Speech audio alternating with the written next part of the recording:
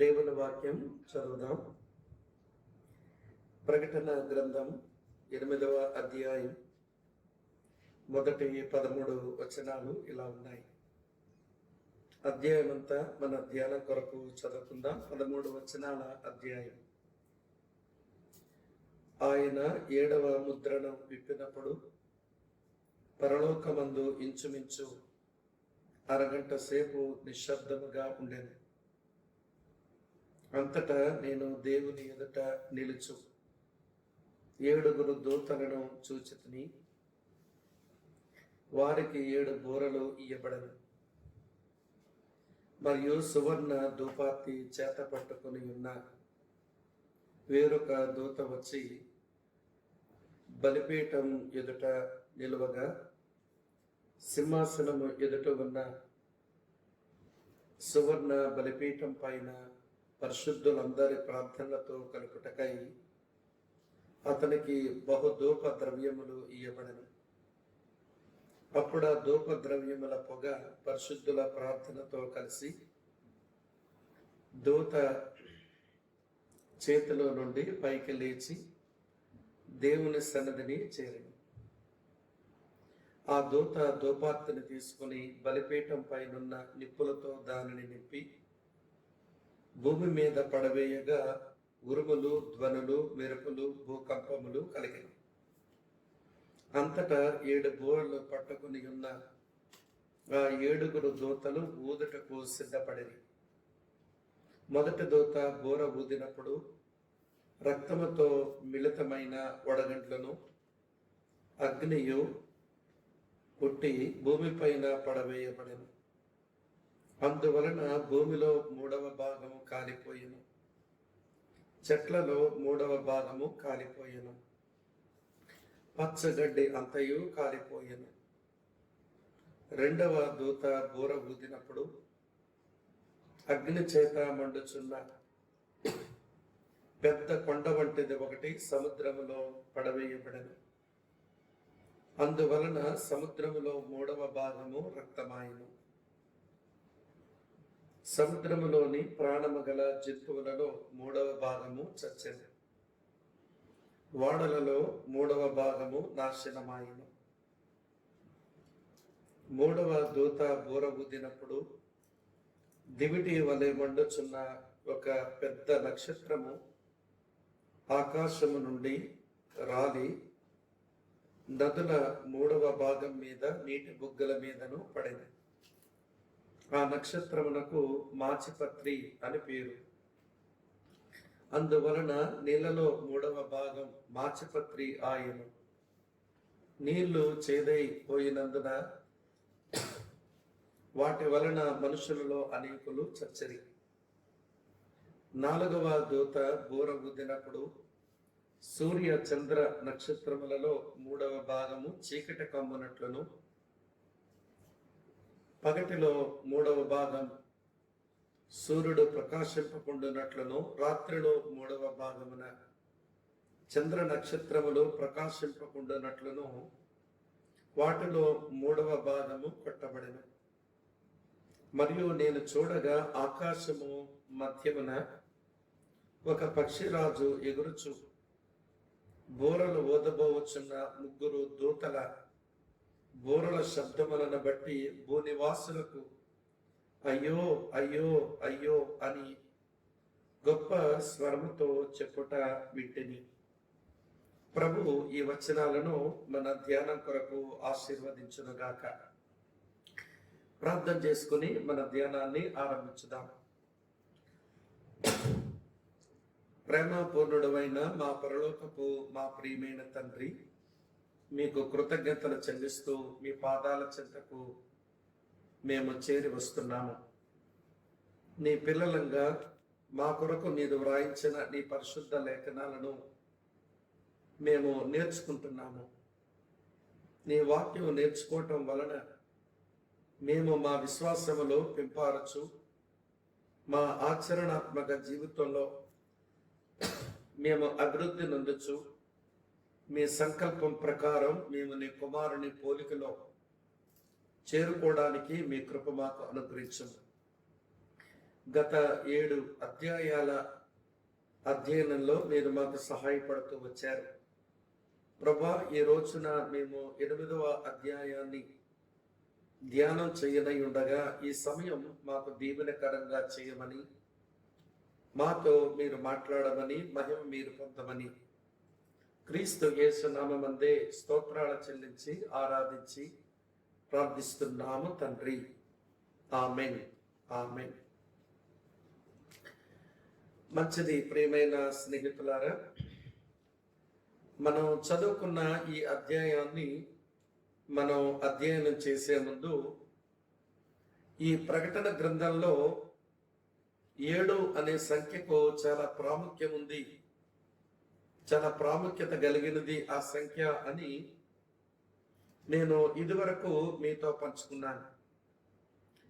మానవ భాషలో కొన్నిసార్లు సంఖ్యలను ఉపమాన రీతిగా వాడుకుని మనం ఎదుటి వారితో సంభాషిస్తూ ఉంటాం.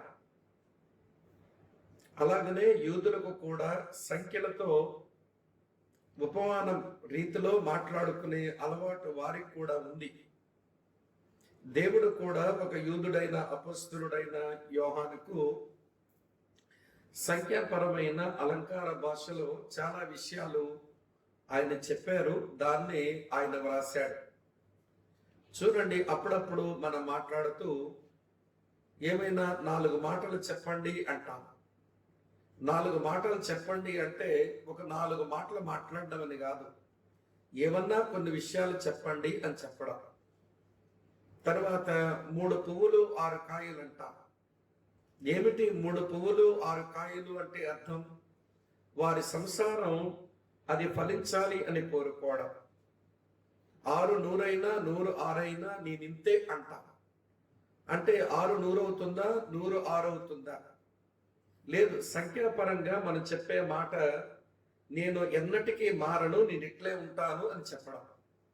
కొన్నిసార్లు సంఖ్యలను వాడుకుని మిత్రులారా, మనం అలంకార భాషలో మాట్లాడుకునే అలవాటు మనకి ఎట్లయితే ఉందో, దేవుడు కూడా సంఖ్యాపరంగా అవి అలంకారంగా వాడుకుని చెప్పినటువంటి మాటలు ముఖ్యంగా బైబిల్ గ్రంథంలో చాలా కనబడతాయి. మరి ముఖ్యంగా ప్రకటన గ్రంథంలో ఈ విషయాన్ని మరి అధికంగా చూస్తాం. నేను ఇదివరకే చెప్పాను, దేవుడు 4 అనే సంఖ్య వాడితే అది భూమికి సాదృశ్యం. ఆయన 12 అనే సంఖ్య వాడితే అది ఇశ్రాయేలు ప్రజలకు వర్తిస్తుంది. ఆయన 6 అనే సంఖ్య వాడితే అది సాతానుకు వర్తిస్తుంది. 7 అనే సంఖ్య వాడితే అది సంపూర్ణతకు వర్తిస్తుంది. కనుక ప్రకటన గ్రంథంలో ఇలాంటి సంఖ్యాపరమైన అలంకారాలు ఎన్నో మనకు కనబడతాయి. అందులో 7 అనేది చాలా ప్రాముఖ్యమైనది. ప్రియులారా, ఈ ప్రకటన గ్రంథం 22 అధ్యాయాలలో 4 7లు చాలా ప్రాముఖ్యమైనవి. 1 2 3 అధ్యాయాల్లో ఉన్న 7 సంఘాలు, అలాగనే 6 నుంచి 8 అధ్యాయాలు ముందు ఉన్నటువంటి 7 ముద్రలు చాలా ప్రాముఖ్యమైనవి. 8వ అధ్యాయంలో ఆరంభమైన 7 బూరలు చాలా ప్రాముఖ్యమైనవి. అటు తరువాత కనబడిన 7 పాత్రలు కూడా చాలా ప్రాముఖ్యమైనవి. 7 సంఘాలు, 7 ముద్రలు, 7 బూరలు, 7 పాత్రలు, ఈ 4 మనం ఈ ప్రకటన గ్రంథంలో మనం చూస్తాం. మొదటి ఆ 7 సంఘాలు, సంఘం నేర్చుకోవలసిన ఎన్నో ఆత్మ సంబంధమైన పాఠాలకు ఉపయోగపడే సంఘాలు గురించినటువంటి వివరణ, అది ఇదివరకే మనం చేసుకున్నాం. తర్వాత 7 ముద్రలు, దాన్ని ఆరంభించి 6 ముద్రలు ధ్యానం చేశాం. ఈరోజు 7వ ముద్ర విప్పబడ్డాన్ని మనం చూస్తాం. దీని తర్వాత ప్రియులారా, 7 బూరలు అయిపోయిన తర్వాత 7 పాత్రలు కుమ్మరించబడ్డం అనేది తర్వాత భాగంలో మనం చూస్తాం. అయితే 7 శ్రమల కాలంలోనే ఆ కాలానికి వర్తించేవి 7 ముద్రలు, 7 బూరలు, 7 పాత్రలు. ఈ 3 దేవుని యొక్క తీర్పుకు సంబంధించినవి అనే విషయాన్ని మనం దయతో మనసులో ఉంచాలి అని నేను మీకు మనవి చేస్తున్నాను. 7 సంఘములు శ్రమలకు ముందు సంగతులు. ఈ 3 7లు కూడా శ్రమల మధ్యలో సంఘటనలు అనే విషయాన్ని మనం అర్థం చేసుకోవాలి. సరే, ఇప్పటికీ ముద్రల యొక్క తీర్పులు ఆరంభమైనాయి. ఆ గొర్రె పిల్ల దేవుని కుడి చేతిలో ఉన్న ముద్రల గ్రంథాన్ని తీసుకున్నాడు. ఒక్కొక్క ముద్రను విప్పుతూ ఉంటే ఒక్కొక్క సంఘటన ఈ భూమి మీద జరుగుతూ వచ్చింది.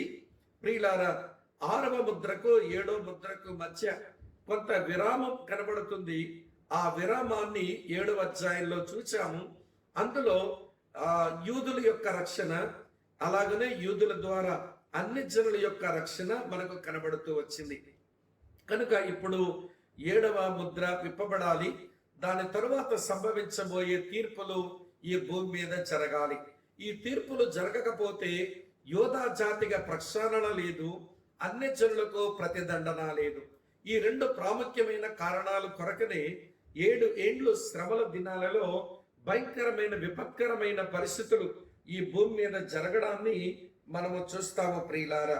కనుక రండి, ఈరోజు 8వ అధ్యాయపు ధ్యానంలో నేను 3 సంగతులను మీతో పంచుకోవాలి అని తలుస్తున్నాను. ఇందులో మొదటి సంగతి సిద్ధపాటు. ఈ భాగంలో ఏదో సిద్ధపాటు ఉంది. ఆ సిద్ధపాటును మనం కొంచెం అధ్యయనం చేయాలి. దాని తరువాత నాశనం ఉంది. ప్రియులారా, ఏదో నాశనం కనబడుతుంది ఈ భూమి మీద. దాని గురించి కూడా కొంత మనం నేర్చుకోవాలి. అలాగనే ప్రియమైన స్నేహితులారా, ఒక వైఖరి ఒకటి కనబడుతుంది. ప్రియమైన స్నేహితులారా, అది ఎవరి వైఖరో ఏమిటో అది మనం తర్వాత మనం చూస్తాము. కనుక ఈ 3 విషయాలు దయతో గమనించండి. సిద్ధపాటు, నాశనము, వైఖరి. ఈ భాగంలో ఎక్కువ దేవదూతల చేత భయంకరమైన నాశనం కనబడుతుంది గనక నాశనము చేయు దేవదూతలు అని దీనికి పేరు పెట్టుకొని ఈ అధ్యాయాన్ని అధ్యయనం చెయ్యట్టు. అందుకని ఏంజల్స్ ఆఫ్ డూమ్ అని అంటారు. అనగా నాశనము చేయు దేవదూతల అధ్యాయం ఇది. కనుక ప్రియమైన స్నేహితులారా, ఆ కోవలో ఈ భాగాన్ని మనం కలిసి అధ్యయనం చేద్దాము రండి. 8వ అధ్యాయం మిత్రులారా, 1వ వచనం నుంచి 2వ వచనం వరకు, అలాగనే 6వ వచనం వరకు ఇది సిద్ధపాటు, ఇది ప్రిపరేషన్. చదువుతున్నాను చూడండి. దేనికి ప్రిపరేషన్ అనగా 7వ ముద్ర విప్పబడి తర్వాత 7 బూరలు బయటకు రావడానికి ఇది సిద్ధపాటు. 8వ అధ్యాయం 1-2 వచనాలు, తర్వాత 6వ వచనాన్ని కూడా చదువుతున్నాను చూడండి. ఆయన 7వ ముద్రను విప్పినప్పుడు పరలోకమందు ఇంచుమించు అరగంట సేపు నిశ్శబ్దముగా ఉండెను. అంతటా నేను దేవుని ఎదుట నిలుచు 7 దూతలను చూచితిని. వారికి 7 బూరలు ఇయ్యబడెను. దీనికి 6వ వచనం కలపండి. అంతటా 7 బూరలు పట్టుకుని ఉన్న ఆ 7 దూతలు ఊదుటకు సిద్ధపడిరి అని మనం చూస్తాం. అందుకే ఈ భాగాన్ని ప్రిపరేషన్, సిద్ధపాటు అన్నాము. అయితే ప్రియమైన స్నేహితులారా, ఈ 7 దూతలు బూరల ఊదడానికి సిద్ధపడిన ఈ కారణంలో మనం నేర్చుకోవలసిన ఒక 2 ప్రాముఖ్యమైన పాఠాలు ఉన్నాయి. ఏమిటి ఆ 2 పాఠాలు అని అంటే, వినండి ప్రియమైన మిత్రులారా. ఇందులో మొదటి పాఠం నేను మీకు జ్ఞాపకం చేస్తాను. మొదటి పాఠం పరలోకమందు నిశ్శబ్దం. వినండి, ద సైలెన్స్. ఒక గొప్ప నిశ్శబ్దం కనబడుతుంది. చూడండి మిత్రులారా, 8వ అధ్యాయం నేను చదువుతున్నాను. మొదటి వచనం, ఆయన 7వ ముద్రను విప్పినప్పుడు పరలోకమందు ఇంచుమించు అరగంట సేపు నిశ్శబ్దముగా ఉండెను.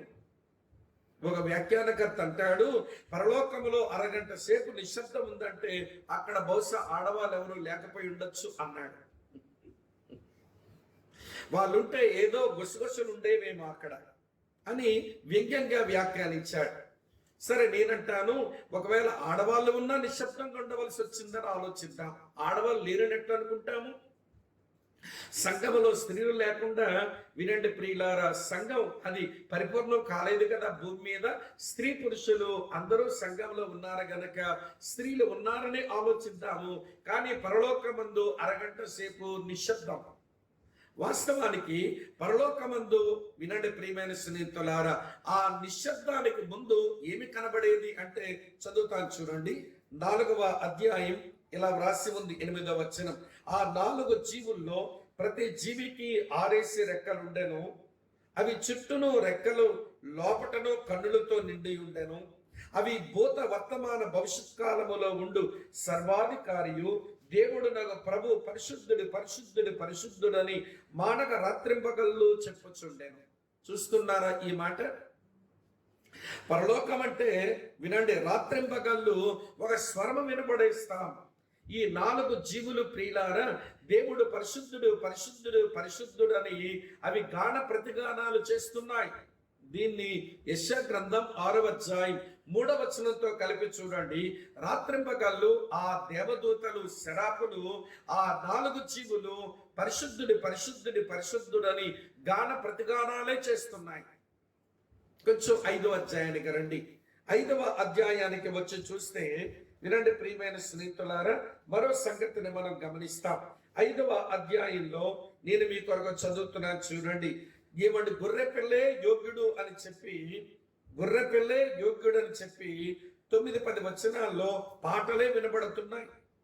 ఆ పెద్దలు, నీవు గ్రంథమును తీసుకుని దాని ముద్రలు విప్పుటకు యోగ్యుడు, నీ వధించబడిన వాడవై నీ రక్తమిచ్చి ప్రతి వంశములోను ఆయా భాషలు మాట్లాడు వారిలోను ప్రతి ప్రజలోను ప్రతి జన్మలోను దేవుని కొరకు మనుషులను కొని మా దేవునికి వారిని రాజ్యముగాను యాజకులుగాను చేసితివి గనుక వారు భూలోకం ఏలుదరని కొత్త పాట పాడుదురు. గాన ప్రతిగానములతో ఆ 4 జీవులు స్తుతిస్తూ ఉంటే వినండి వినండి ప్రియమైన స్నేహితులారా, ఆ పెద్దలందరూ కూడా ఇలాగ వారు పాట పాడుతుంటే మిగిలిన దేవదూతలు ఏం చేస్తున్నారో చూడండి. 11-12 వచనాల్లో, నేను చూడగా సింహాసనములకు జీవులకును పెద్దలకును ఆవరించి ఉన్న అనేక దూతల స్వరం వినబడెను. వారి లెక్క కోట్ల కొలదిగా ఉండెను. చూడండి వారు ఏమంటున్నారు. వధింపబడిన గొర్రెపిల్ల శక్తియు ఐశ్వర్యమును జ్ఞానమును బలమును ఘనతయు మహిమయు స్తోత్రము పొందనర్హుడని గొప్ప స్వరములతో చెప్పుచుండిరి అనే మాట మనం చూస్తాం. గమనిస్తున్నారా? 4 జీవులు ఆరాధిస్తూ ఉండగా 24 పెద్దలు పాట పాడుతూనే ఉండగా కోట్ల కొలది దేవదూతలు వారు స్తుతిస్తూ గానాలు చేస్తూ ఉండగా అంత శబ్దాలతో నిండిన ఆ పరలోకం ప్రియులారా అర్ధగంట సేపు నిశ్శబ్దం ఆవరించింది. దీనికి గల కారణం ఏమిటి అని ఒకవేళ మనం ఆలోచిస్తే ప్రియమైన స్నేహితులారా, దానికి ఒకే ఒక కారణం మనం అర్థం చేసుకోవచ్చు. ఏమిటి అంటే, తుఫానుకు ముందు గాలి స్తంభించిపోయి ఒకలాంటి నిశ్శబ్ద వాతావరణం భూమి మీద మనం అనుభవిస్తున్నట్టు దేవుని దగ్గర నుంచి ప్రియులారా భయంకరమైన తీర్పులు వెడలిపోయే ముందు పరలోకమంతా నిశ్శబ్ద వాతావరణం ఆవరించింది. ఈ నిశ్శబ్దం తర్వాత చూడండి ఏమి జరిగిందో ఇక్కడే మనం చదువుతాం ప్రియమైన స్నేహితులారా. 5వ వచనం అడుగు భాగమును చూడండి. ఉరుములు ధ్వనులు మెరుపులు భూకంపమును కలిగెను. ఈ ఉరుములు ధ్వనులు మెరుపులు భూకంపానికి ముందు అర్ధగంట సేపు నిశ్శబ్దం. వినండి ప్రియులారా, పరలోక రాజ్యములో ఎప్పుడూ కనబడని ఒక విపరీతమైన అనుభవం. ఎప్పుడు పాటల చేత, ఎప్పుడు స్తుతిగానాల చేత, ఎప్పుడు ఆరాధన చేత శబ్దాలతో ఉండినటువంటి ఆ పరలోక వాతావరణం వినండి నిశ్శబ్ద వాతావరణమైంది. కారణం రాబోయేటువంటి తీర్పుల పరిణామం అక్కడ ఉన్న వాళ్ళందరినీ వినండి ప్రియులారా మాటలాడనివ్వకుండా చేసింది అని మనం అర్థం చేసుకోవాలి. వారు గద్దుక్కమన్నారు, నోటి మాట లేని వారయ్యారు, వారి స్తుతులు ఆపేసుకున్నారు, వారి గొంతులు మోగపోయినాయి అని మనం అర్థం చేసుకోవాలి.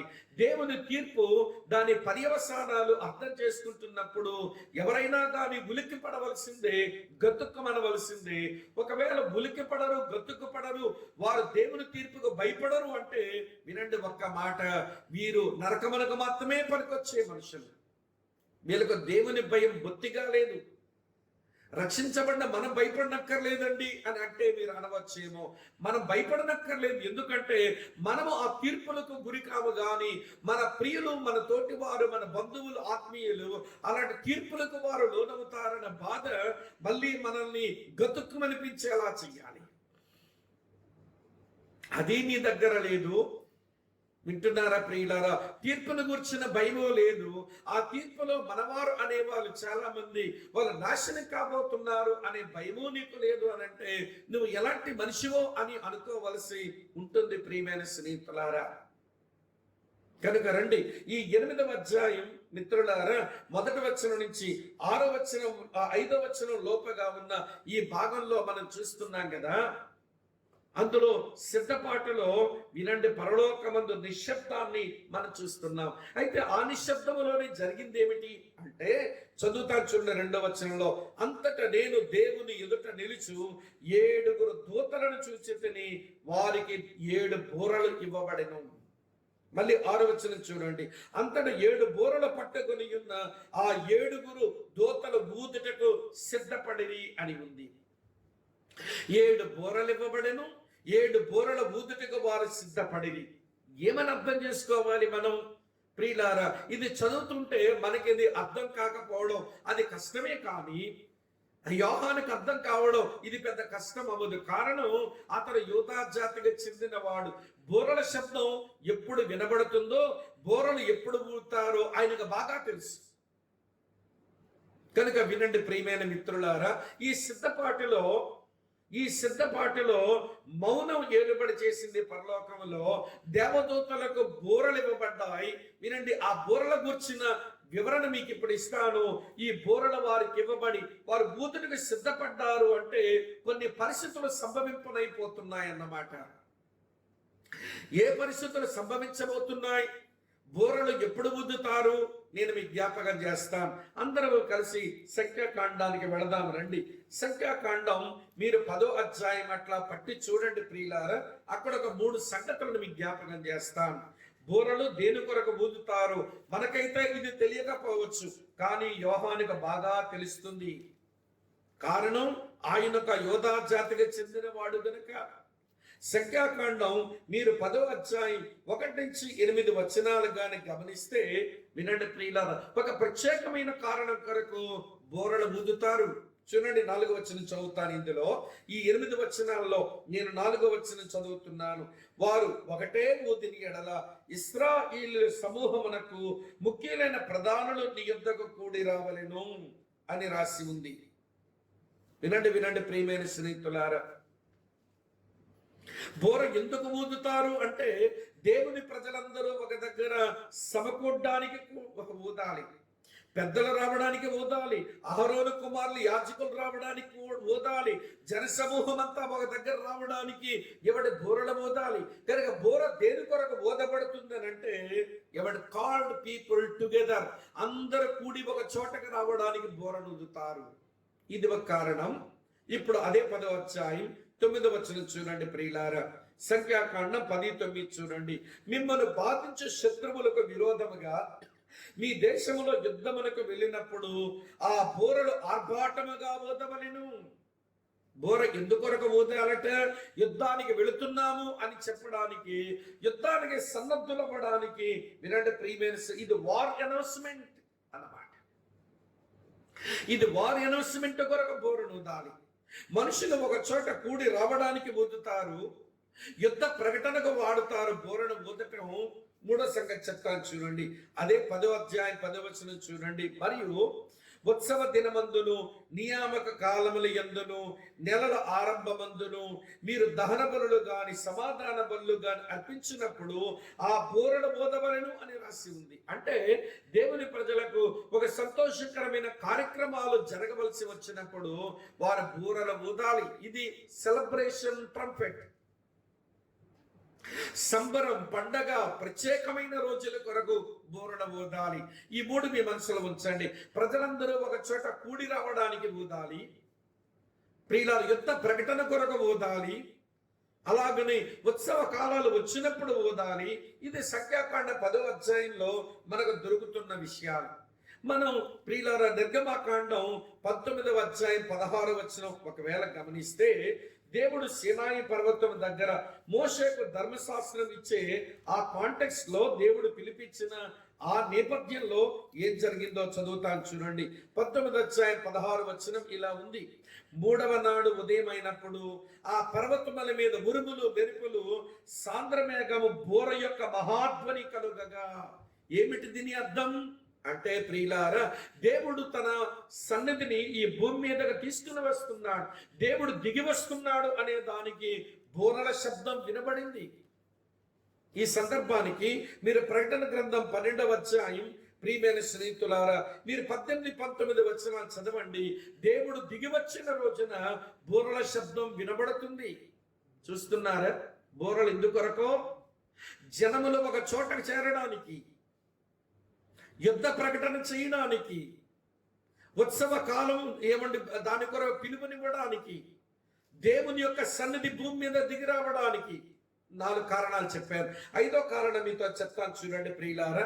రాజులు మొదటి గ్రంథం 1వ అధ్యాయంలో, రాజులు మొదటి గ్రంథం మీరు 1వ అధ్యాయంలో మీరు గమనిస్తారా, 34-39 కానీ మీరు గమనిస్తే, ఒక వ్యక్తి రాజుగా పట్టాభిషేకం చేయబడి, వింటున్నారా, రాజుగా పట్టాభిషేకం చేయబడి ఆయన రాజరికానికి వస్తున్నాడు అన్నప్పుడు వినండి, బోర వదవలసిందే.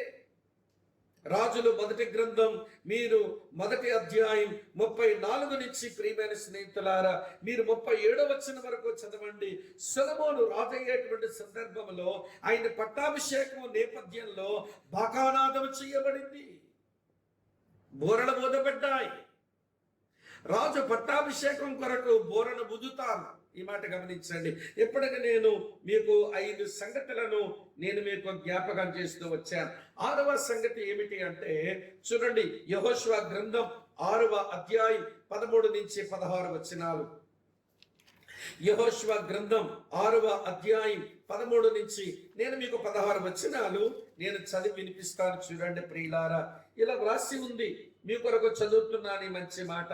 యెహోషువ గ్రంథం 6వ అధ్యాయం 13 మీరు గమనిస్తే ప్రియమైన స్నేహితులారా, 7 యాజకులు పొట్టేళ్ల కొమ్ము బూరలను 7 పట్టుకొని నిలువక యెహోవా మందసమునకు ముందుగా నడుచుచు బూరలు ఊదుచు వచ్చిరి అని రాసి ఉంది. ఈ బూరలు ఊదడం దేని కొరకు అంటే, యెరూషలేము వినండి, దేవుని ప్రజలైన వారు యెరికో పట్టణాన్ని సమూలంగా నాశనం చేయడానికి, అనగా బూర ఊదడం ఒక పట్టణం యొక్క పతనావస్థ కొరకు. ఈ సందర్భాలన్నీ కూడా 7 శ్రమల కాలంలో ఊదబడుతున్న ఈ బోరల నేపథ్యంలోకి తీసుకొచ్చి మీరు అధ్యయనం చేయండి. బోర ఎందుకు ఊదారు? ప్రజలందరూ సమకూడడానికి. బోర ఎందుకు ఊదారు? యుద్ధాన్ని ప్రకటించడానికి. బోరలు ఎందుకు ఊరారు? ఉత్సవ కాలం చేసుకోవడానికి. బోరలు ఎందుకు ఊదారు? దేవుడు దిగి వచ్చాడు గనక. బోర ఎందుకు ఊదారు అంటే రాజు పట్టాభిషేకం చేయబడుతున్నాడు గనక. బోర ఎందుకు ఊదారు? ఒక పట్టణం నాశనం కాబోతుంది గనక. ఈ 6 సందర్భాలను తీసుకుని వచ్చి ఇప్పుడు జ్ఞాపకం చేస్తాను వినండి. ఈ 7 బోరలు పట్టుకున్న 7 దూతలు వారు బోరల ఊదడానికి సిద్ధపడుతున్నారు. వారు బోర ఊదారా ఏం జరుగుతుందో తెలుసా? దేవుని కొరకైన ప్రజలు ఈ భూమి మీద ఉన్న వారు వినండి, వారు ఒక చోట సమకూర్చబడతారు. వారికి ఒక పిలిపిని. రెండో సంగతి ఏంటో తెలుసా? వినండి ప్రియమైన స్నేహితులారా, అర్మగెద్దో అనేటువంటి స్థలానికి యుద్ధానికని ఒక ప్రకటన.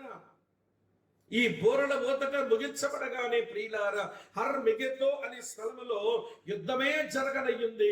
దానికి ముందు బోర ఊదబడుతుంది యుద్ధం కొరకు. మూడవ సంగతి, ఆ యుద్ధంలో చాలా మంది చనిపోతారు. అంతమంది జనం ఇదివరకు ఎన్నడూ చనిపోలేదు. ఆ యుద్ధం జరిగిన తర్వాత అలాగ మనుషులెవరు అంతమంది చనిపోరు. ఆ రోజున పక్షులకు విపరీతమైన విందు జరగబోతుంది. అది పక్షులకు ఉత్సవ కాలమే. దాని పిలుపు ప్రకటన గ్రంథం 19వ అధ్యాయంలో చూస్తాం. అలాగనే దేవుడు దిగి వస్తున్నాడు. దేవుని నామం అని పేరు కలిగిన వాడు, తెల్లని గుర్రం మీద వస్తున్నవాడు, నోట నుంచి వాడిన ఖడ్గం బయలువెడలుతున్నవాడు.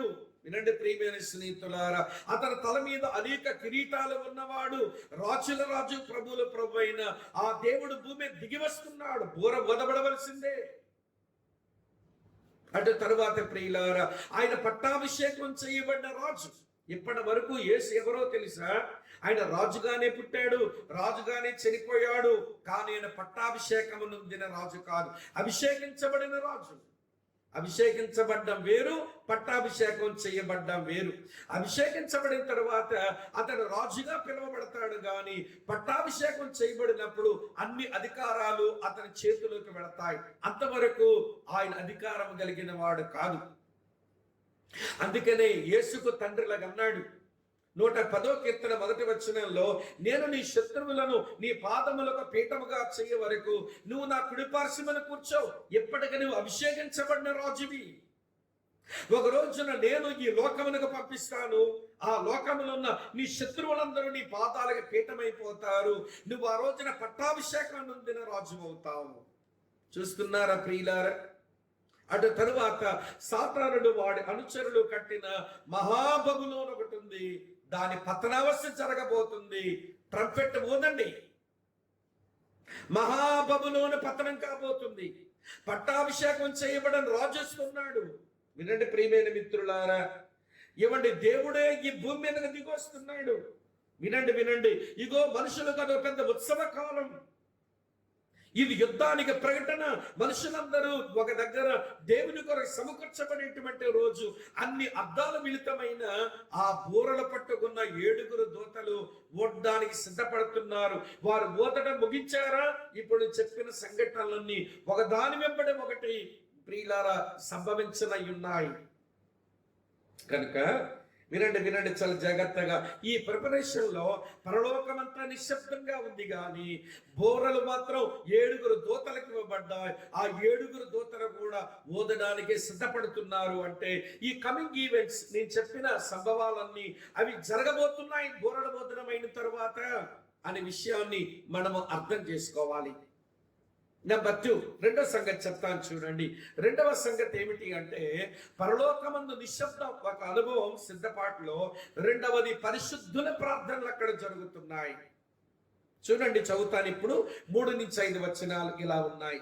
మరియు సువర్ణ ధూపార్తి చేత పట్టుకొని ఉన్న వేరొక దూత వచ్చి, చూస్తున్నారు, బలిపీఠం ఎదుట నిలువగా సింహాసనం ఎదుట ఉన్న సువర్ణ బలిపీఠం పైన పరిశుద్ధులు అందరి ప్రార్థనలో కలుపుటకై అతనికి బహుధూపద్రవ్యములు ఇయ్యబడెను. అప్పుడు ఆ ధూపద్రవ్యముల పొగ పరిశుద్ధుల ప్రార్థనతో కలిసి దూత చేతిలో నుంచి పైకి లేచి దేవుని సన్నిధిని చేరెను.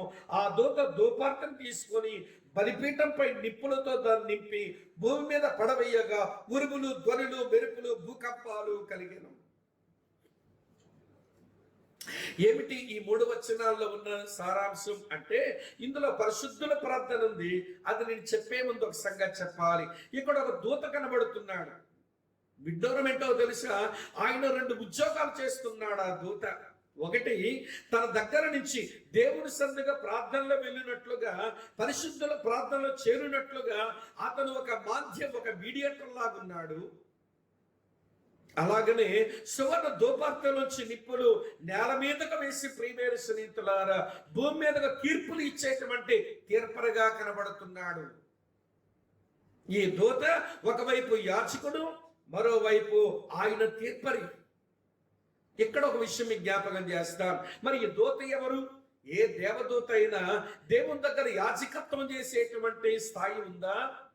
దేవునికి నీ నరులకును మధ్యవర్తత్వం చేసేటువంటి భాగ్యం ఎవరికైనా ఉందా అంటే అది ఎవరికీ లేదు ప్రియులారా. అది ప్రభువైన యేసుక్రీస్తుకు తప్ప ఎవడూ మధ్యవర్తిగా పనికిరాడు. పరిశుద్ధులకు పరలోక తండ్రికి మధ్యవర్తిగా ఉండదగిన వాడు మన ప్రభువైన యేసుక్రీస్తు తప్ప మరొకడెవడు మధ్యవర్తి కాడు.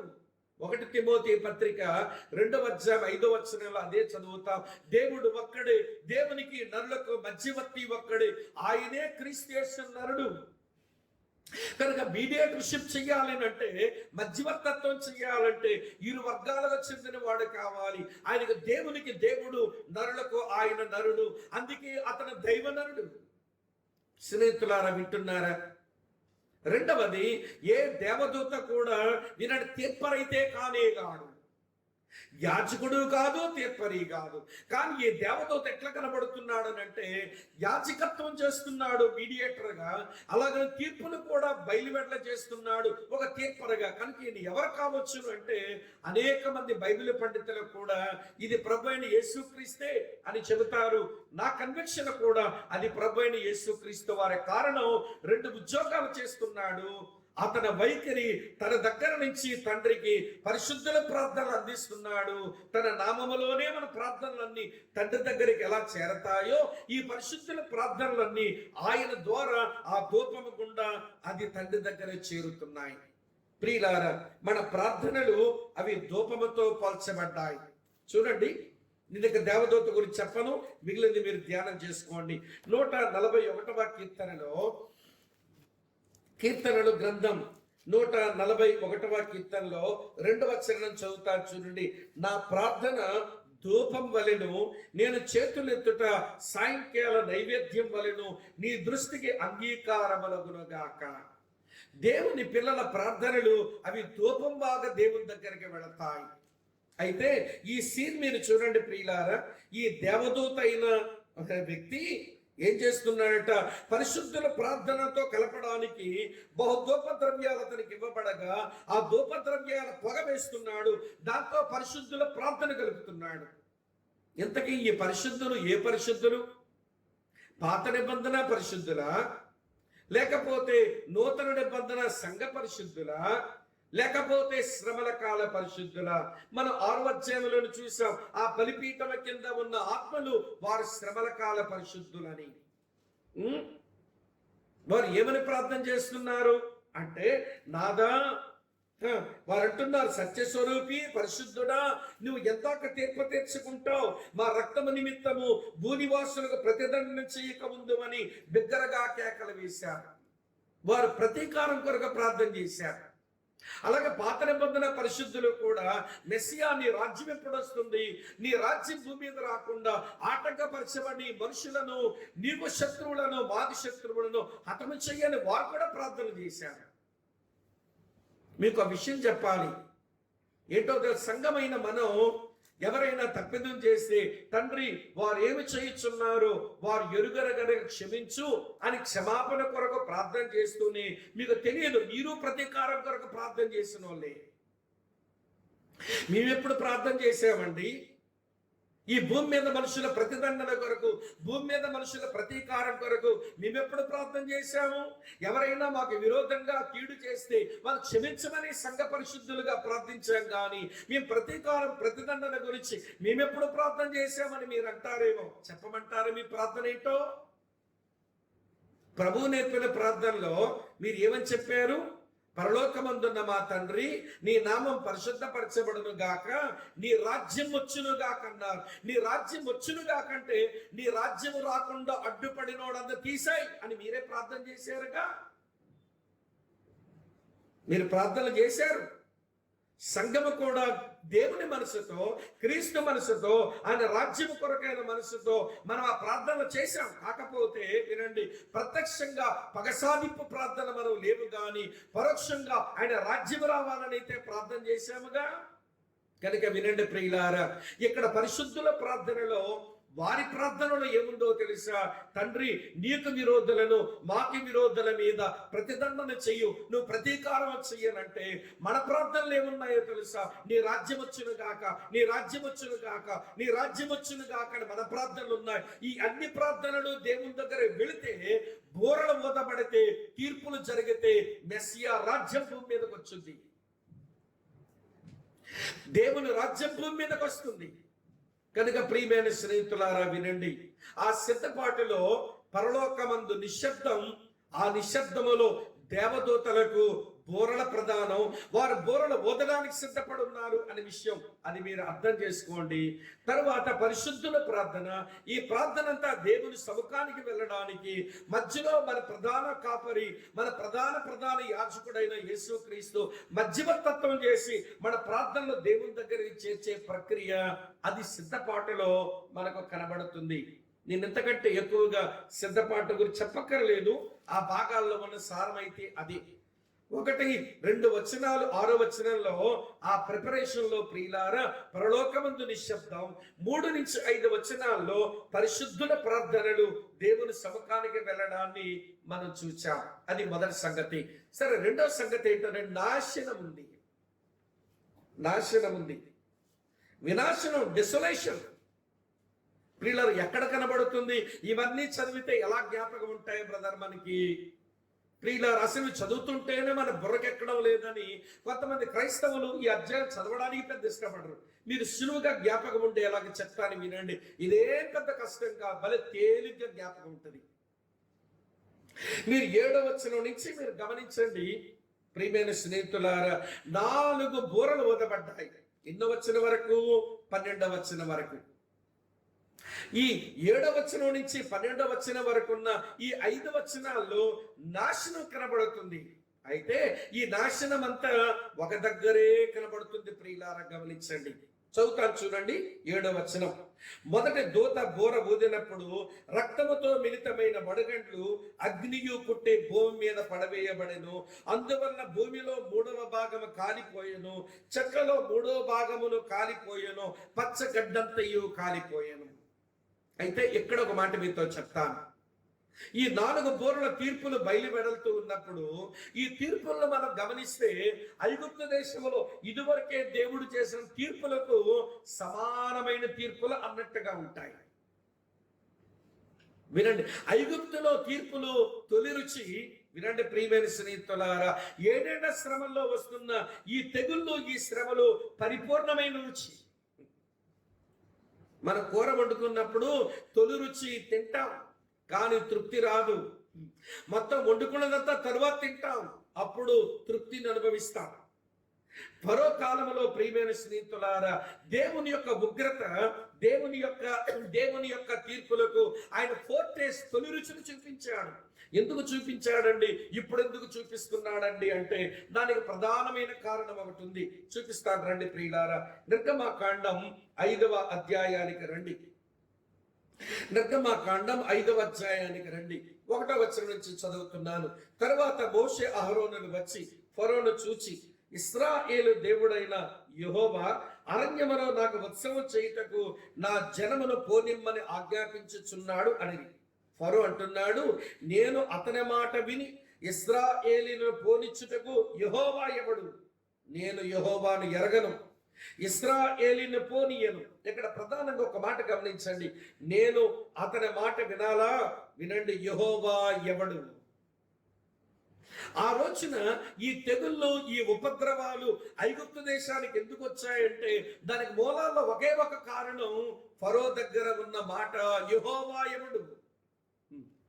7 ఏళ్ల శ్రమల కాలములో ప్రియమైన స్నేహితులారా, ఇలాంటి ఉపద్రవాలు, శ్రమలు, ప్రకృతి వైపరీత్యాలు సంభవించడానికి కారణం ఏంటి అని అంటే ఒకటే కారణం. ఆ 7 ఏళ్ల శ్రమల కాలములో ఉన్న ఆ ఘట సర్పము, ఆ క్రూర మృగాలు 2, వాటిని అనుసరిస్తున్న భూరాజులు, సహస్రాధిపతులు, బలిష్ఠులు, అధికారులు, సహస్రాధిపతులు అందరి నోట వచ్చే మాట యెహోవా ఎవడు, యేసెవడు. ప్రభునందు ప్రియమైన స్నేహితులారా, ఆ రోజు ఫరో చెప్పిన మాట ఎంతో. 7 ఏళ్ల కాల శ్రమల కాలములో దేవునికి విరోధులు చెప్పే మాట కూడా అదే. అందుకనే ప్రియులారా, అక్కడ తొలి రుచి చూపించాడు, ఇక్కడ మలి రుచి చూపిస్తున్నాడు. తొలి రుచిలో ఏమొచ్చాయో మలి రుచిలో అవే కనబడుతున్నాయి. ఇప్పుడు సంపూర్ణమైన టేస్ట్ వస్తుంది ఈ శ్రమల గురించి. రండి ఇప్పుడు జ్ఞాపకం చేస్తాం. 7వ వచనంలో ఇప్పుడు ఏం చదివాము అంటే రక్తముతో మిళితమైన వడగండ్లు పడుతున్నాయట పైనుంచి. వడగండ్లు అంటే చూసాము కానీ రక్తముతో మిళితమైన వడగండ్లు ఏంటండి? అవును ప్రభునందు ప్రియులారా, ఐగుప్తు దేశములో సంభవించినటువంటి 7వ తెగులు ఎలా ఉందో వినండి. ఈ తెగులు కొంచెం తీవ్ర స్థాయికి వెళ్ళిపోయింది. అక్కడ మామూలు వడగండ్లు పడ్డాయి, ఇప్పుడు రక్తముతో మిళితమైన వడగండ్లు పడుతున్నాయి. మేము నమ్మలేమండి అని అంటే ఆ మధ్య చూస్తున్నానండి ప్రియుల, ఆకాశం నుంచి రాళ్లతో వర్షం పడింది. రాళ్లతో వర్షం. ఆ మధ్య వినండి ప్రియులారా, వినండి, చేపల వర్షం పడిందట. మీకు తెలియదు, ఇవన్నీ ఒకప్పుడు భూమి మీద ఉన్నవి. ఎక్కడో దగ్గర సిడుగండం రాగానే ఈ రాళ్ళు, ఈ చేపలు ఏవో అన్ని పైకి పోయినాయి గాలికి. అక్కడ నుంచి నీళ్లు గడ్డ కట్టి అది పడుతూ ఉంటే నీళ్లతో పాటు ఇవన్నీ రాళ్ళు, చేపలు పడుతున్నాయి. ఇవే సాధ్యమవుతున్నాయి, మన కళ్ళారా మనం చూస్తున్నాము. ఇప్పుడు దేవుడు ఏం చేస్తున్నాడట, మొదటి దూత బూర ఊదగానే వినండి, రక్తముతో మిళితమైన వడగండ్లు పైనుంచి పడుతున్నాయి. ఆ వడగండ్లకు ఏమి మహత్తుందో గాని ఆ వడగండ్లు పడగానే భూమిలో 3వ భాగం కాలిపోయిందట, చెట్లలో 3వ భాగం కాలిపోయిందట, పచ్చగడ్డంతా కాలిపోతుందట. పచ్చగడ్డి కాలిపోతుంది, పశువులకు మేత లేదు. ఇక్కడ చెట్లు కాలిపోయినట్టే, ఇక్కడ చెట్లు అంటే గ్రీకు భాషలో వాడబడింది పండ్ల చెట్లు. అన్ని ఫ్రూట్ ట్రీస్ అన్ని కూడా కాలిపోతున్నాయి. దాని తరువాత వినండి ప్రియమైన, భూమిలో 3వ భాగం కాలిపోతా ఉంది. అప్పుడప్పుడు ఈ మధ్య కాలంలో ఆయా దేశాల్లో వినండి అరణ్యాలు తగలబడిపోవడం వాట్సాప్ లో పెట్టడం చూస్తుంటాం. అది చూస్తున్నప్పుడు ఎవరు ఆపగలరు దీన్ని? ఇది ఏ దేశానికి ఏమండి, పెద్ద అగ్రరాజ్యంలోని వారి దేశంలో అరణ్యమే కాలిపోతే ఆ దేశమే ముప్పు తిప్పలపడింది. అలాంటిది ఈ భూమి మీద 3వ భాగం వినండి ప్రియులారా, 3వ భాగం కాలిపోయే పరిస్థితి వచ్చింది. కనుక మొదటి బోర భూమి మీదకి వచ్చే తెగులు. భూమి మీద గడ్డి మొక్కలు అన్ని భూమి కాలిపోయింది, అది భూమి మీద. అది గుర్తుపెట్టుకోండి, వెరీ సింపుల్. మొదటి బోర భూమి మీద. మరి రెండో బోర సంగతి ఏమిటి? చదువుతాను చూడండి 8-9 వచనాల్లో. రెండవ దూత బోర బూదినప్పుడు అగ్ని చేత మండుచున్న పెద్ద కొండ వంటిది ఒకటి సముద్రములో పడవేయబడెను. అందువల్ల సముద్రములో 3వ భాగము రక్తమాయెను. సముద్రములోని ప్రాణమగల జంతువులలో 3వ భాగము చచ్చెను.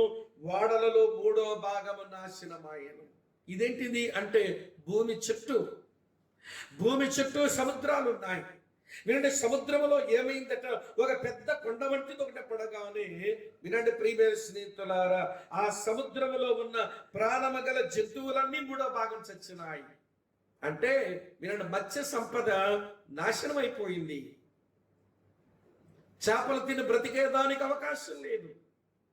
సరే చూడండి, ఓడలలో 3వ భాగము నాశనం అయిపోయింది.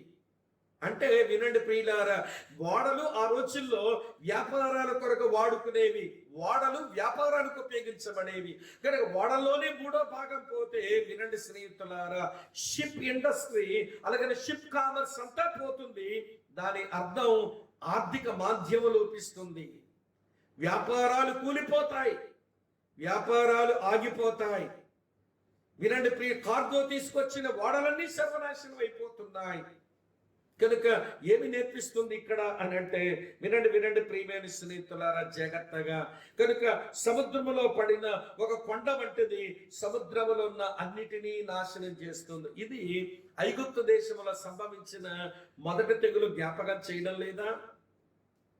నిర్గమకాండం 7వ అధ్యాయం మీరు 19-21 వచనాలు చూస్తే వినండి, నైలు నది నీరు పాడైనట్టుగా సముద్రంలో ఉన్న నీరు పాడైపోయింది. భూమి మీద మొదటి బోర, భూమి చుట్టూ 2వ బోర. సరే 3వ బోర సంగతి చూడండి ప్రియమైన స్నేహితుల 10వ వచనంలో. 3వ దూత బోర ఊదినప్పుడు దివిటి వలె మండుచున్న ఒక పెద్ద నక్షత్రము ఆకాశము నుంచి రాలి నదుల 3వ భాగము మీదను నీటి బుగ్గల మీదను ఆ నక్షత్రం పడిను. ఆ నక్షత్రమునకు మాచిపత్రి అని పేరు. అందువల్ల నేలలో 3వ భాగం మాచిపత్రి ఆయను. నీళ్లు చేదైపోయినందున వాటి వలన మనుషులలో అనేకులు చచ్చిరి. వింటున్నారా? ఇదేమిటి అంటే భూమి కింద నీటి బుగ్గలు భూమి కిందనుంటాయి. ఆ భూమి కింద నుంచి వచ్చిన నీటి బుగ్గల్లోంచి నదులు ప్రవహిస్తాయి. అవి త్రాగే నీరు, సముద్రంలో నీరు మినరల్స్ ఉత్పత్తి చేస్తాయి. కనుక ప్రకృతిని, వాతావరణాన్ని అన్నిటినీ బాగు చేసే మినరల్స్ సీలోంచి వస్తాయి. సీ పాడైపోయింది. 2వ దూత బోర ఊదినప్పుడు, 3వ దూత బోర ఊదినప్పుడు భూమి అడుగు భాగమున ఉన్న నీటి బుగ్గలు పాడైపోతున్నాయి. వినండి, ఆ కారణం చేత నీళ్లు చేదైపోతున్నాయి. గతించిన కొద్ది రోజుల క్రిందట విశాఖపట్నంలో ప్రియులారా వినండి, ఎల్జీ పాలిమర్స్ దాంట్లోంచి పాయిజన్ గ్యాస్ బయటకు వచ్చేసింది. దానివల్ల చాలా మంది చనిపోయారు, వాళ్ళ ఇబ్బందులు పాలయ్యారు. సడన్ గా మా విశాఖపట్నం జీవీఎంసీ వాళ్ళు ఏమని డిక్లేర్ చేశారంటే, మేఘాద్రి గడ్డ నుంచి నీరు ఎవరు తాకండి, మేఘాద్రి గడ్డ నుంచి వచ్చేటువంటి నీళ్లు ఎవరు దేనికి వాడకండి. ఈ విషవాయువు అంతా కూడా ఆ నీళ్ళలో కలిసింది కనుక మీరు మంచి నీళ్లు మీకు పంపించినప్పుడు భద్రం చేసుకోండి. ఈ మేఘాద్రి గడ్డ నుంచి వచ్చే నీళ్లు ఏమండి, ఆ తాటిపూడి రిజర్వాయర్ నుంచి వచ్చే నీళ్లు ఎవరు వాడవద్దని విశాఖపట్నం వాళ్ళు డిక్లేర్ చేశారు. ఇప్పుడు వైజాగ్ ఉన్న ఇబ్బంది అదే. అరే, ఒక కంపెనీలో నుంచి బయటకు వచ్చినటువంటి విషవాయువు వినండి, ఆ నీటితో కలిసిపోతే ఆ నీళ్లు తాగితే జబ్బులు వస్తాయి, ఆ నీళ్లు తాగితే చచ్చిపోతారు అని ప్రియులారా ప్రకటన నుంచి ఆ నీటికి మనుషులు దూరంగా ఉంచితే ఒకరోజు ఆకాశం నుంచి ఒక నక్షత్రము లాంటిది పడి మొత్తం నీటి బుగ్గలన్నీ నాశనం చేస్తే చెప్పండి ఇప్పుడు మనుషులు గతేమవుతుందో. ఏది త్రాగునీరు, కొన్ని వేల కిలోమీటర్ల ప్రయాణం చేసే నదులున్నాయి. ఆ నదులు ఎక్కడి నుంచి ప్రవహిస్తాయో ఆ నీటి బొగ్గల దగ్గరనే విషమైపోతే నది నీళ్ళన్నీ విషమే. అది ఎన్ని కిలోమీటర్ల ప్రయాణం చేసినా ప్రవహించినా ఆ ప్రవహించినటువంటి ఏమండి నదీ ప్రవాహం పట్టిన ఎన్ని పట్టణాలున్నా ఎన్ని గ్రామాలున్నా ఎంతమంది ప్రజలున్నా వాడు త్రాగిన వారిలో అనేక మంది చచ్చిపోతున్నారు. వాటి వల్ల మనుషులలో అనేకులు చచ్చిరి. ఇలాంటివన్నీ జరుగుతుంటే జరగబోయే ఒక పెద్ద దాని గురించి ఇవన్నీ తొలి రుచులను మనుషులు మర్చిపోయి తెగరాలిపోతున్నారు. మనుషులు దేవుని భయం లేక, పాప భయం లేక, పాపం చేసి కూడా మేము చాలా మంచోళ్ళమే అని సంబరపడుతున్నాడు మనిషి. ఇది చాలా ప్రమాదకరమైన మెట్టు ప్రియులారా. మొదటి దూత బోర ఊదాడు, భూమి పైన ఉపద్రవం వచ్చింది. రెండవ దూత బోర ఊదాడు, భూమి చుట్టూ ఉన్నది పాడయింది. మూడవ దూత బోర ఊదాడు, భూమి లోపలనే పాడైనాయి. నాలుగో బోర సంగతి చెప్తాను రండి. 12వ వచనంలో ఏమి రాస్తుందంటే 8-12 చూడండి. నాలుగో దూత బోర ఊదినప్పుడు సూర్య చంద్ర నక్షత్రములలో 3వ భాగము చీకటి కమ్మునట్లును, పగటిలో 3వ భాగమున సూర్యుడు ప్రకాశించకుండునట్లును, రాత్రిలో 3వ భాగమున చంద్ర నక్షత్రములు ప్రకాశింపకుండునట్లును వాటిలో 3వ భాగము కొట్టబడెను. వింటున్నారా? ఇది భూమి పైన. భూమి మీద ఒక ఉపద్రవం, భూమి చుట్టూ మరొక ఉపద్రవం, భూమి లోపల ఒక ఉపద్రవం, భూమి పైన ఒక ఉపద్రవం. నాలుగో దూత బోర ఊదగాని పగటిని ఏలుటకు సూర్యుడిని దేవుడు పెడితే, రాత్రిని ఏలుటకు చంద్ర నక్షత్రాలు పెడితే, వినండి ప్రియమైన స్నేహితులారా, ఈ రెండూ లేనప్పుడు, సూర్య చంద్ర నక్షత్రాలు లేనప్పుడు సృష్టిలో ఏదైతే ఉందో మీరు ఆదికాండ 1వ అధ్యాయంలో ఇవి 4 రోజులు వచ్చాయి. మొదట 3 రోజులు ఏమీ లేవు. దేవుడే సృష్టికి వెలుగుగా ఉన్నాడు. దేవుడే కనుమరుగైతే సృష్టికి వినండి వెలుగునివ్వవలసిన సూర్య చంద్ర నక్షత్రాలు కూడా దేవుడు 3వ భాగాన్ని పాడు చేస్తే చీకటి ప్రబలిన కొద్దీ శరీరానికి జబ్బులు. సూర్యరశ్మి లేకపోతే, చంద్రుని వెలుగు లేకపోతే, చంద్ర నక్షత్రాల నుంచి వచ్చిన తేమ మనిషికి అంటకపోతే వినండి ప్రియులారా శరీరానికి భయంకరమైన జబ్బులు. వృక్షాలు కూడా, పంటలు కూడా సరిగా పండలేవు. పొలములో పంటలకైనా, నేల మీద బ్రతుకుతున్న మనిషికైనా సూర్య రశ్మి కావాలి, చంద్రుడి నుంచి వచ్చేటువంటి తేమ కావాలి, నక్షత్రాల నుంచి వచ్చినటువంటి ఆ వెలుగు అవసరమే. ఇవన్నీ కూడా ప్రకృతిలో మనిషికి మేలు కలిగేలాగా చేస్తే ఆ ప్రకృతే దేవుడు అనుకుని ఆరాధించారుగా. తెల్లవారితే సూర్య నమస్కారమా? నేను సృష్టించిన దేవుడిని వదిలేసి సూర్యుడు నీకు దేవుడయ్యాడా? అమావాస్య అంటివి, పున్నమంటివి, చంద్రుడు నీకు దేవుడయ్యాడు. నక్షత్రాలు పేర్లు పెట్టుకొని వాటికి పూజ చేస్తవి, అవి నీకు దేవుడైనాయి. ఇవన్నీ నీ జీవితానికి ఒకరోజు వినాశనం తెచ్చి పెడతాయి. ఎందుకో తెలుసా? సృష్టికర్త అయిన దేవుడు తన స్వాధీనంలో సమస్తాన్ని ఉంచుకున్నవాడు. వినని మనిషికి, తిరుగుబాటు మనిషికి రావాల్సిన ప్రతిదండన వచ్చే రోజులు ఎంతో దూరంలో లేవు. అవి దానికి చాలా దగ్గరగా మనం ఉన్నామనే విషయాన్ని మనం అర్థం చేసుకోవాలి. సులువుగా జ్ఞాపకం పెట్టుకోవచ్చు కదా. మొదటి దూత బోర ఊదితే భూమి పైన, భూమి మీద, రెండవ దూత బోర ఊదితే భూమి చుట్టూ, మూడవ దూత బోర ఊదితే భూమి లోపల, నాలుగవ దూత బోర ఊదితే భూమి పైన. ఇక ఏం మిగిలింది భూగోళానికి? ఎక్కడో చైనాలోంచి వుహాన్లో మొదలైన కంటికి కనబడని కరోనా వైరస్కే భూమండలం మీద ఉన్న అన్ని దేశాలు అతాకుతమైపోతుంటే, ఈ విపత్తులు వచ్చిన రోజున ఓ మనిషి నీ బతికెక్కడ అవుతుంటుందో చూసుకో.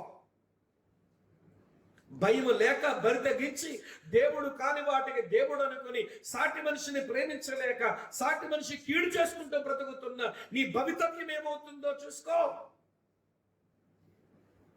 నా విశ్వాసము నాదంటావేమో, పాడు వాటి మీద విశ్వాసం పెట్టుగల పతనమైపోవద్దు. అబద్ధాన్ని ఆశ్రయించి మోసగించబడవద్దు. నేను పుట్టించిన పరమాత్ముడు ఒకడు ఉన్నాడు. నీ పాప క్షమాపణ కొరకు ఏదో చేశాడు. ఆయన చేసిన కార్యమంది విశ్వాసం ఉంచి ఆయన ప్రేమించి ఆయన తట్టు తిరిగావా, నీకు భవిష్యత్తు ఉంది దేవునితో. నువ్వు ఆయన ప్రేమించగా ఆయనకు లొంగలేదా, దేవుడు లేని భవిష్యత్తు నీకు ఒకటి ఉంటుంది. దేవునితో భవిష్యత్తు వేరు, దేవుడు లేని భవిష్యత్తు వేరు. ఏ భవిష్యత్తును ఎంచుకుంటావో నీవు ఎంచుకోవచ్చు. స్వేచ్ఛ నీకు ఇచ్చాడుగా దేవుడు. నిన్నేమి ఒక రోబోట్ లాగా చేయలేదు కదా దేవుడు. నీకు ప్రేమ కలిగిన దేవుడు స్వేచ్ఛనిస్తే ఆ స్వేచ్ఛను నీ ఇష్టం వచ్చినట్టుగా వాడుకోవడం అది నీకు క్షేమం కాదు. ఇది మనం ఆలోచించాలి. నేను ఇక నాశనాన్ని గురించి ఎక్కువ చెప్పలేము. వినండి, భూమి మీద, భూమి చుట్టూ, భూమి లోపల, భూమి పైన, ఇక భూమికి ఏ తావు కనబడటం లేదు. అలాంటి విపత్కరమైన రోజులకి మనుషులు ప్రయాణం చేస్తుంటే మేము టెక్నాలజీలో అభివృద్ధి చెందామండి, మాకు అన్ని కావాలండి అని ప్రియులారా మన ఊరికే దేవుని లేకుండా బతికే మనుషులు అయిపోతున్నాం. ఇది ఆలోచించుకోవాలి. సరే, ఇలాంటి పరిస్థితులు వస్తే వినండి ప్రియుల, ఏమిటి వీళ్ళ వైఖరి? 13వ వచనం చెప్పే ముగిస్తాను చూడండి. వీళ్ళ వైఖరి చెప్పే ముందు ప్రియమైన స్నేహితులారా చూడండి, 13వ వచనం చదువుతున్నారు. మరియు నేను చూడగా ఆకాశం మధ్యమున ఒక పక్షిరాజు ఎగురుచు బోరలు ఓదబోవచ్చును. ఇంకా 3 బోరలు ఓదాలి కదా. ఆ 3 బోరలు ఓదబోవచ్చున్న 3 దూతల బోరల శబ్దం బట్టి భూనివాసులకు అయ్యో అయ్యో అయ్యో అని గొప్ప స్వరముతో చెప్పుట వింటిని. ఇంకొక 3 బోరలు ఓదాలి. అవి ఇంకా ఓదబడలేదు. అవి ఓదబడితే మనుషుల మీదకి వచ్చే వినాశనం అది గొప్పదని ఎరిగిన వినండి ప్రియులారా, ఒక పక్షిరాజు ఆకాశమున అయ్యో అయ్యో అయ్యో అని అరుస్తా ఉన్నాడు. ఎందుకో తెలుసా? ఇక్కడ భూనివాసులు అనేటువంటి మాట మీరు గమనించాలి. భూనివాసులు అంటే అర్థం ఏమిటో తెలుసా ప్రియులారా? They were friendly with the world. వారు లోకముతో స్నేహించిన వారు. ఈ ప్రకటన గ్రంథంలో 13 సార్లు భూనివాసులు అనే ప్రస్తావన చూస్తాము. ఎక్కడ భూనివాసులు అనే ప్రస్తావన మనం చదివినా వీరు లోకముతో సంబంధాలు పెట్టుకుని బతికిన వారు. ఏమిటండి లోకముతో సంబంధాలు పెట్టుకుని బ్రతకడం అంటే? ప్రియులారా, ఈ లోకములో ఉన్నదంతా వినండి చెబుతాను, సరదాల పిచ్చి. ఈ లోకములో ఉన్నదంతా సంపదల పిచ్చి. ఈ లోకములో ఉన్నదంతా సరసాల పిచ్చి. అంతే. లోకముతో సంబంధాలు పెట్టుకుని బ్రతుకుతున్న మనిషి ఎవరైనా కావచ్చు. అయితే వాడు సరదాల కన్నా మరుగుతున్నాడు, లేకపోతే సంపదలు పిచ్చుతోనన్నా బతుకుతున్నాడు, లేకపోతే సరసాలకు మరిగి వాడు పాపం చేస్తున్నాడు. వినండి, అదే భూనివాసుల తత్వం. భూనివాసుల తత్వం.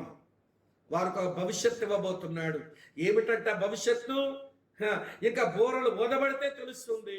అది ఇక బోరలు ఓదబడక మునిపే ఆ పక్షిరాజు ఆకాశంలో ఎగురుతూ అయ్యో అయ్యో అయ్యో నరుస్తున్నాడు. ఎందుకు అలాగ అరవలసి వచ్చిందో చెప్పనా మీకు? తర్వాత 3 బోరలు ఓదబడినా గాని ఈ మనుషుల వైఖరి ఎలా ఉండబోతుందో చూడండి. చదువుతున్నాను, అదే ప్రకటన గ్రంథం 9వ అధ్యాయం 20-21 వచనాలు చదువుతున్నాను. ఈ దెబ్బల చేత చావక మిగిలిన జనులు దెయ్యములను చూడను వినను నడవను శక్తి లేనివై బంగారు వెండి కంచు రాయి కర్రలతో చేయబడిన తమ హస్తకృతములైన విగ్రహములను పూజింపకుండా విడిచిపెట్టినట్లు మారు మనసు పొందలేదు. మరియు తాము చేయొచ్చున్న నరహత్యలను మాయా మంత్రములను చోర తత్వములను చేయకుండానట్లు వారు మారు మనసు పొందిన వారు కాదు. చూస్తున్నారా? ఇన్ని జరిగినా గాని వీరు మారట. ఎందుకంటే వారి జారత్వమే బాగుంది, వాళ్ళ చోరత్వమే బాగుంది, వాళ్ళ మాయమంత్రాలే బాగున్నాయి, వాళ్ళ యొక్క నరహత్యలే వాళ్ళకి బాగున్నాయి, వాళ్ళ విగ్రహాలే వాళ్ళకి బాగున్నాయి. వినండి ప్రియుల, వీరు మారలేరు. ఈరోజు ఈ మాటలు వింటున్న మనం, ఈ మాటలు ధ్యానం చేస్తున్న మనం ఎంత ధన్య జీవులమని అనిపిస్తుంది. దేవా, ఈ తరములో నా మనోనేత్రాన్ని వెలిగించి నిజదేవుడువైన నిన్ను తెలుసుకోవడానికి నువ్వు నాకు సహాయం చేశావు. లేకపోతే మోసాన్ని వారు ఆశ్రయించినట్టు నేను మోసాన్ని ఆశ్రయించుకుంటే బ్రతకవలసిన వాడని. కానీ నా ఎడల కృప చూపావు, నన్ను నీ బిడ్డగా చేసుకున్నావు, నీ రాజ్యానికి వారసునిగా చేశావు, నీతో నాకు భవిష్యత్తు ఉంచావు. నీకు వందనాలు ప్రభు అని మనం స్తుతించుదాము. అదే సమయంలో ఈ గొప్ప భాగ్యానికి అనర్హులుగా మిగిలిపోయిన మన స్నేహితులు, బంధువులు, ఆప్తులు ఉన్నారు. వారి కొరకు ప్రభు దగ్గర ప్రలాపించుదాం. వారు నాశనం కాకూడదు. వారు మన స్నేహితులు, వారు మన ఆత్మీయులు, వారు మన శ్రేయోభిలాషులు, వారు మన బంధువులు, వారు మన రక్త సంబంధులు. వారి కొరకు ప్రలాపించవలసిన అవసరత మనకుంది. దేవుడిచ్చిన ఆధిక్యతను బట్టి ప్రస్తుతించు. మన వాళ్ళ కలగబోతున్న ఉపద్రవాన్ని బట్టి ప్రలాపించు. ఈ రెండు పనులు చేయడం నీ చేత కాకపోతే నీకు దేవుడు అర్థం కాలేదు, దేవుని వాక్యము నీకు అర్థం కాలేదని అర్థం. ప్రార్థన చేసుకుందాం. ప్రేమ గల మా ప్రియమైన నమ్మకమైన తండ్రి, మీకు కృతజ్ఞతలు చెల్లిస్తూ మీ పాదాల చెంతకు వస్తున్నాము. మేము నేర్చుకోవలసిన ఈ మంచి పాఠాలను మీరు మాకు నేర్పిస్తూ వస్తున్నందుకే మీకు కృతజ్ఞతలు. అయ్యో అయ్యో అయ్యో అని పక్షిరాజు పలికేటువంటి విపత్కరమైన రోజులు ఈ భూమి మీద సంభవించబోతున్నాయి. అవి మా కళ్ళకు ఇప్పుడే కనబడుతున్నాయి. కొంతవరకు మీ మనోనేత్రాలు తెరిచి సృష్టికర్త ఎవరో, ఆయన నమ్మడం వల్ల వచ్చే ప్రయోజనం ఏంటో తెలుసుకుని పాప క్షమాపణ పొంది బ్రతుకున్నట్లుగా ఈ ప్రజలకు మీ కృప ఇవ్వండి నాయన. అందుకొరకు మేము ఏం చేయాలో మాకు నేర్పించండి. మీరు మమ్మల్ని నీ బిడ్డలుగా చేసుకున్నారు, నీతో మాకు భవిష్యత్తు ఉంచినారు. మీకు స్తోత్రాలు చెల్లిస్తూ నీ కృపగల దయగల స్థాలకు మమ్మల్ని అప్పగించుకుంటున్నాం. నిన్ను ప్రస్తుతించే మనసు, నశించు వారి కొరకు పరితాపం చెందే మనసు మాకు దయచేయమని, మేలుతో నింపమని యేసుక్రీస్తు స్తోత్రాలు చెల్లించి ప్రార్థిస్తున్నాము తండ్రి. ఆమేన్, ఆమేన్.